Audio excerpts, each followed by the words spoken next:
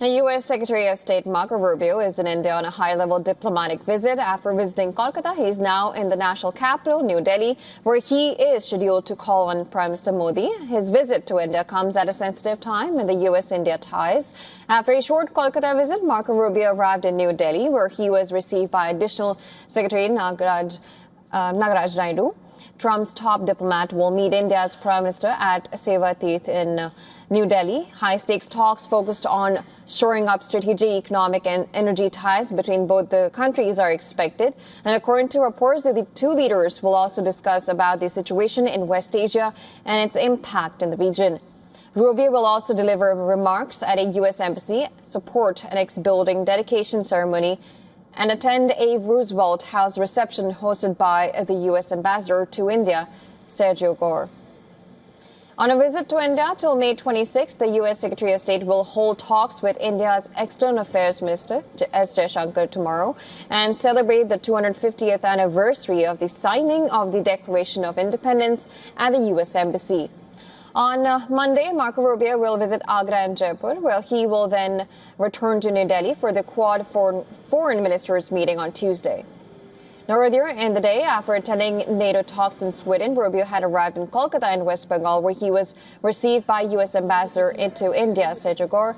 He and his wife then visited Mother Teresa's Missionaries of Charity, founded by Mother Teresa. The Catholic congregation is known worldwide for its work with the poor and the sick, as well as the destitute.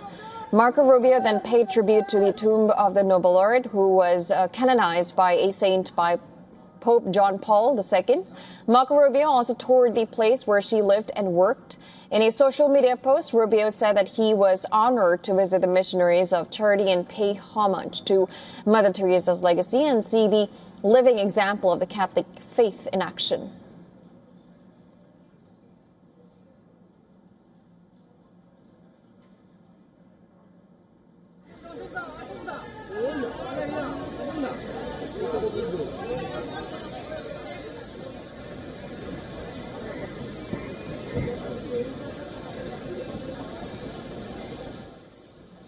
Marco Rubio also visited a children's home, Nirmala Shishu Bhavan, run by the Missionaries of Charity in the city.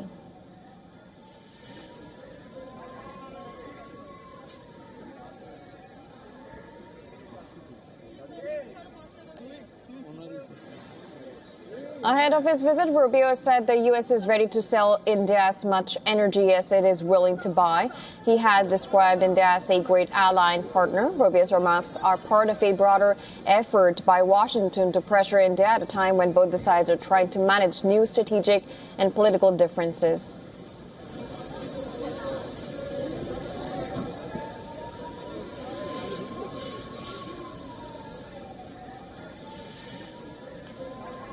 Now, we know that last year the Trump administration had imposed a 50% import tariff on India, which had included penalties linked to India's purchase of Russian oil under U.S. sanctions. Now, the tariff rate was to be brought down to 18% under a tentative trade deal announced in February. That was just before the U.S. Supreme Court then scrapped the tariffs. Now, tariffs and the U.S. President Donald Trump's perceived closeness to Pakistan have caused a strain in India-U.S. ties. Of course, it is to see how Marco Rubio's visit changes that and if there will be any more progress between the India-U.S. relations.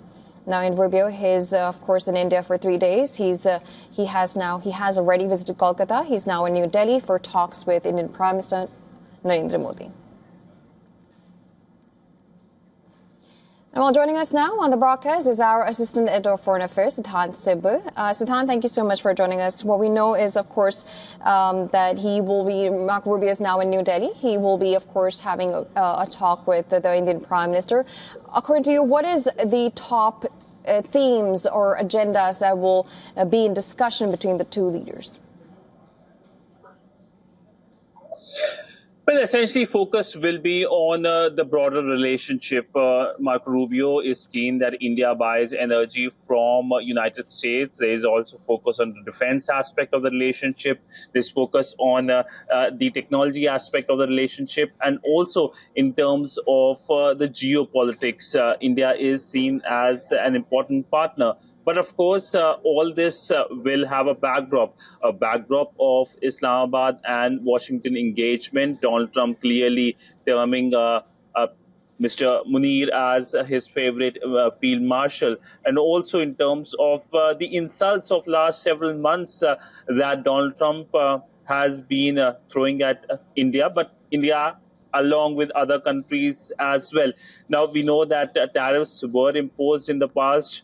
Now there are conversation of a trade understanding, something that was announced in the month of February.